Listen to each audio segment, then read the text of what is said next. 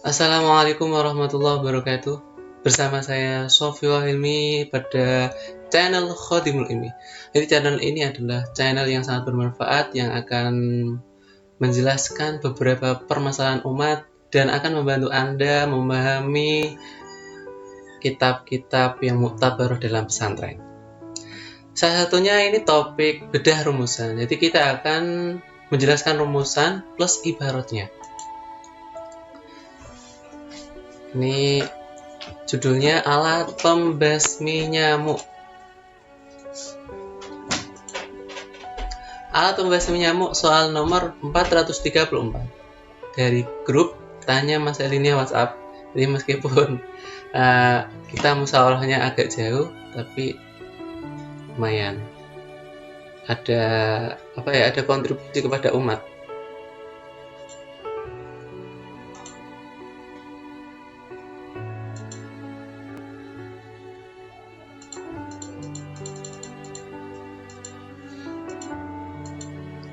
Nama Sail Maskur dari Kalimantan Barat. Pendidikan Miftahul Ulum. Miftahul ini ya. Miftahul Ulum Malang. Deskripsi masalah. Nyamuk menjadi salah satu keajaiban Tuhan di muka bumi ini.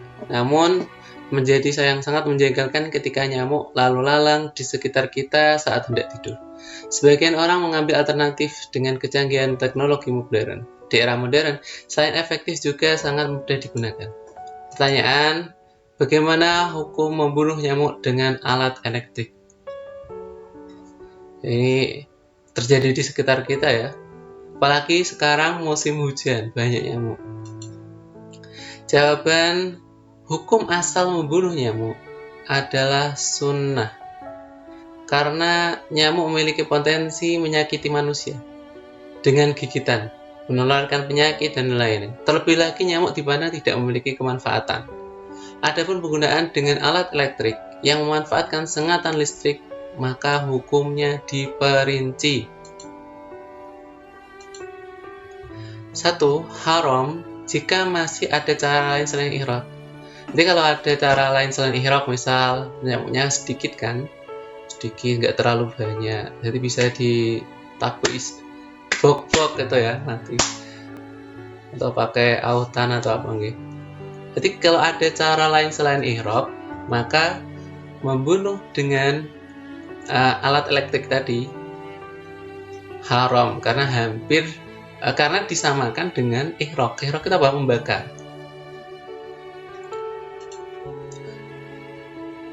Jadi kalau hanya caranya hanya satu-satunya pakai ihraq, membakar, pakai alat tersebut, saking banyaknya maka boleh gitu ya. Jadi mukhalafahnya seperti itu. 2. Makruh karena termasuk ta'dzib menurut Syekh Sulaiman Al-Bujairum. Ini perbedaan pendapat di kalangan ulama. Namun kebanyakan ulama berpendapat membunuh nyamuk ya, enggak khusus ke nyamuknya tapi ke hasyaratnya, ke nutiba qatluhunya liidaiha dengan ihraq adalah haram. Kebanyakan ulama mengatakan haram kalau memang masih ada cara lain selain ihraq. Kalau sekarang mungkin zaman sekarang pakai autan atau lotion itu ya, yang bisa yang tidak disukai nyamuk, atau memang sedikit bisa diceplek. Nah, ini pendapatnya Syekh Sulaiman Al-Bujairomi, makruh. Ini pendapat yang kuat haram haram. Namun jika terpaksa menggunakan alat elektrik, sebab banyaknya nyamuk, dalam artian tidak mungkin membunuh dengan cara biasa, melainkan dengan alat tersebut, maka hukumnya boleh. Ya boleh kalau memang tidak ada cara lain. Catatan, ihraq artinya membakar, ta'dzib artinya memberi siksa. Nah, kita masuk ke referensi. Di pengambilan hukumnya dari kitab-kitab yang akan disebutkan ini, berikut ini. Ar-Ramli Syamsuddin Nihayatul Muta ila Syarihil Manhaj. Juz 6 Soifah 134. Wa yahrumu aklu ma nutiba qatlu li'idzarihi. Ya haram makan sesuatu yang disunahkan membunuhnya karena ada potensi idza, menyakiti. Kayak contoh hayah itu ular, jadi haram makan ular karena memang ular tersebut itu sunnah untuk dibunuh. Lanjut ya, saya ringkas. Wa inna manutiba qatluha li idza. Jadi alasan idza ini loh yang menyebabkan hukum nutiba qatluha. Sunnahnya membunuh hewan-hewan berikut ini, jadi kayak fa'rah, tikus, akrab kalajengking dan semacamnya, itu karena li idza, mereka mempunyai potensi menyakiti manusia.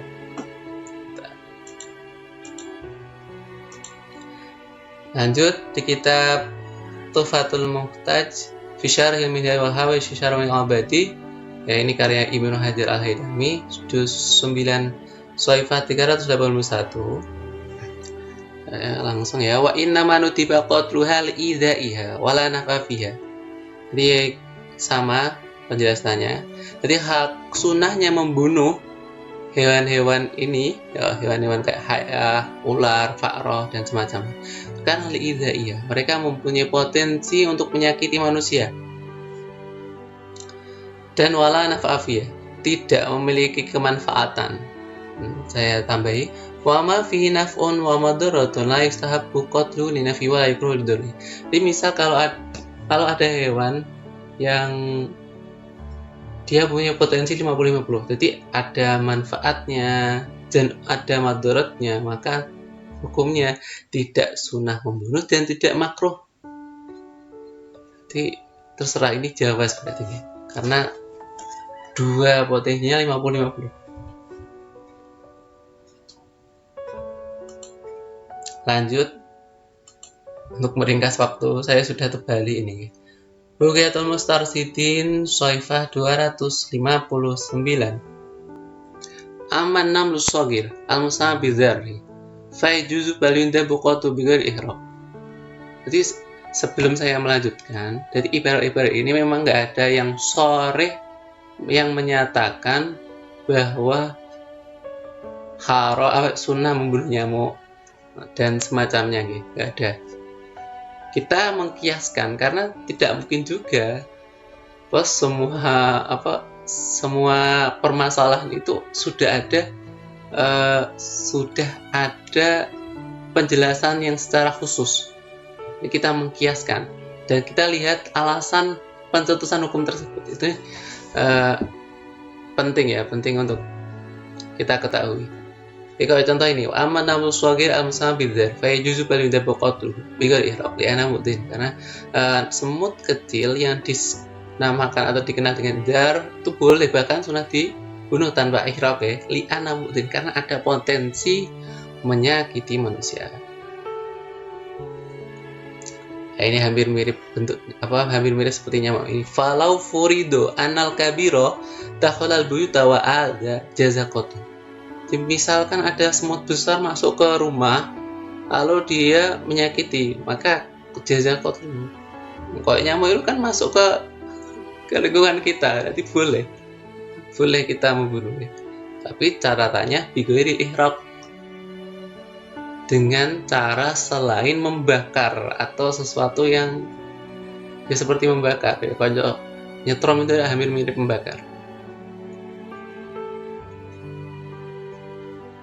Namun idza kasural mu'dhi minal hasyarati wa lam yantafi illa bi ihraqi jaza. Jadi apabila mu'dhi, hewan-hewan serangga-serangga yang punya potensi menyakiti manusia, itu sangat banyak dan tidak mungkin tertolak atau dihindari dengan selain ihraq, membakar, maka jaza, maka boleh. Jadi untuk kondisi darurat, ya kalau di contoh kita berarti nyamuknya terlalu banyak, nggak bisa pakai lotion, mungkin nggak ada lotion, nggak ada kebanyakan, jadi nyeblek ya terlalu masyakoh, keberat ya, sulit, jadi boleh pakai alat elektrik. Al-Bujairami Al-Khatib juz 4 Shaifah 298.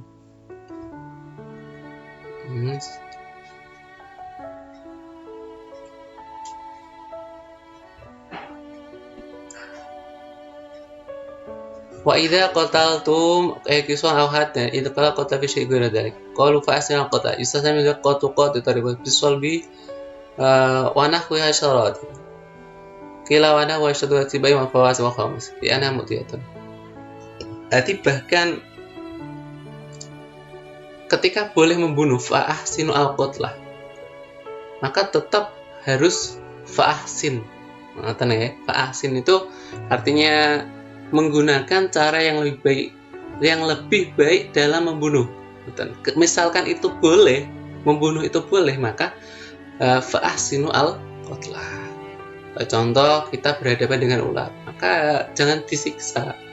Pakai sesuatu yang fa'ahsinu al-qatlah. Pakai cara yang lebih baik dalam membunuh.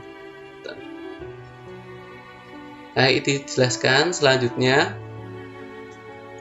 Ijawazu qatli awjubu la yunafi ihsana kayfiyatihi. Wa ihsanul qatla ikhtiyaru ashalut turuq wa akhaf wa ilaman wa asruha izhaqan ashalu wujuhil qatli adami durbi sayf fil unuqi. Jadi ihsanul qatla itu tetap ada ya, tetap ada anjuran ya, perintah tersebut entah membunuh itu wajib atau sunnah.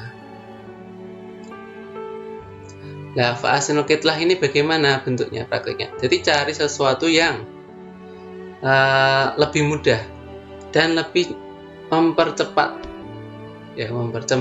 keluarnya nyawa. Jadi contohkan di sini itu durbu bisayfi fil unuqi, dengan cara memukul lehernya dengan pisau. Jadi kayak mana ular ya, berarti dipotong di bawah kepalanya, leher. Dicari sesuatu yang lebih baik dalam membunuh. Ojo disiksa, kalau disiksa itu haram nanti. Nggak jadi boleh, nggak jadi sunnah, malah kita dapat dosa. Walidha yukrahu qatlul qummali wal buqi wal baqah wal baragiti wasairil hasyarati binnar li ana minata. Ini ya. Jadi ini pendapat yang kedua tadi dari Syekh Bujairah al-Khatib, yaitu membunuh dengan ihraq itu hanya makruh. Membunuh dengan cara ihraq itu makruh. Ini kan walida yukrahu qatlul qummali wal buqi wal baragiti wasairil hasyarati binnar li ana minataati. Padahal yang selainnya itu haram ya, haram. Kalau memang masih ada cara selain ihraq. Dan dijelaskan wafil hadisi la yu'adzibu binnari illa rabbun nar. Jadi yang hanya boleh menyiksa dengan api itu hanya Allah. Qala al-Jazuli wa ibn Nahdi wa hadha ma lam yattarra li kasrati fa yajuzu qad harqu dzalika binali ana fitan qiyatiya bighirina harajan masyaqqatan. Nah, hal ini ketika memang tidak dalam kondisi darurat. Misal terlalu banyak serangga yang berpotensi untuk menyakiti, maka hal ini menjadi boleh memakai nar. Karena ketika membersihkan atau menghindari mereka dengan cara selain ihraq itu sangat sulit. Kok contoh nyamuk ewake, nggak ada lotion, nggak ada apa, nek nyeblak ya keselen. Maka ini boleh memakai cara ihraq. Bahkan faqala ma yudika falaka adhiyatuhu qabla ayyudiyaka wa ma khuliqa lil adhiyah fabda'u fil adhiyah jaizun. Bahkan seperti ini ya. Jadi sesuatu yang berpotensi ya, hewan apapun yang berpotensi menyakiti kamu, maka kamu boleh menyakiti mereka, maksudnya membunuh atau membasmi sebelum mereka menyakiti. Jadi sebelum nyamuk itu menggigit kita boleh membunuh mereka. Lanjut referensi di kitab Fathul Bari Ibnu Hajar juz 6 Shahifah 358. Wa amma fi syar'ina fala yajuz ihraqul hayawan binar ila fil qisasi. Jadi ini ada hadis, ceritanya itu hadis yang di hadisnya. Oh, hadisnya di atas tadi ya, belum saya sebutkan ya. Jadi hadis tersebut itu intinya ya, boleh membakar hewan. Langsung dijelaskan ini di kitab Fathul Bari bahwa hadis tersebut itu bukan kalau langsung memperbolehkan, enggak, tak, melainkan bahwa itu menyebutkan bahwa saat zaman Nabi tersebut yang tidak disebutkan namanya, syariatnya itu berbeda dengan syariat kita. Syariat Nabi tersebut itu boleh membakar hewan dengan api. Nah, untuk syariat kita tidak boleh, dengan hadisnya tadi ya yang saya sudah bacakan, la yu'adzibu binari ila robbunar. Itu.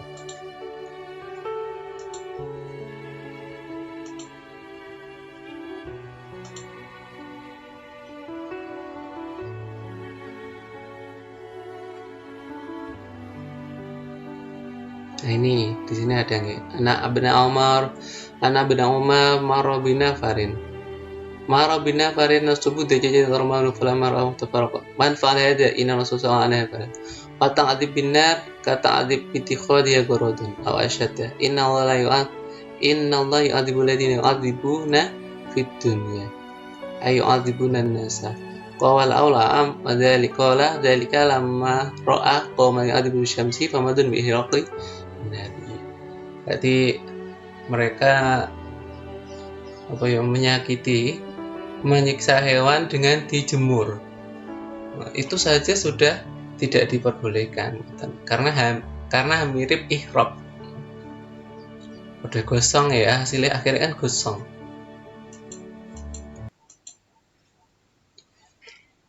Di kitab An-Najmi Wahab fi Syarh Minhaj juz 10 Saifah 290 Aminal Kabair Ikhraqul hayawan binar wa nusyuz lahirihi bila daruratin, termasuk dosa besar ini.